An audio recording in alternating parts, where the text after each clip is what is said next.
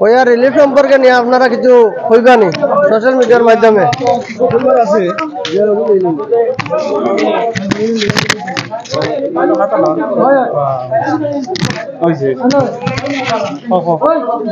আচ্ছা, আমরা তো যে অবস্থা হয়েছে বানবাসী, আমরা ফ্লাডে তো আমরা ঘর দুয়ার ডুবাইয়া মোটামুটি এখন তো একটু বাইছে, রাস্তাঘাটে একটু বাইছে।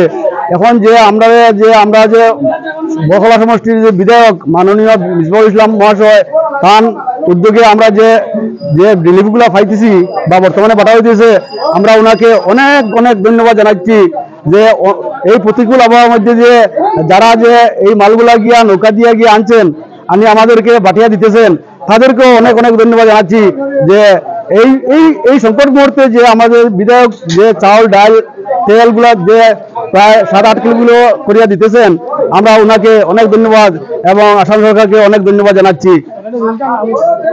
আমাদের আর আগামীতেও আমাদেরকে এরকম সাহায্য করার জন্য মাননীয় ডেপুটি কমিশনার মহাশয়কেও যে ওনার যে বলিষ্ঠ হস্তক্ষেপ নিয়ে আমাদেরকে যে মালগুলো দিতেছেন, আমরা ওনাকেও ধন্যবাদ জানাচ্ছি। ধন্যবাদ।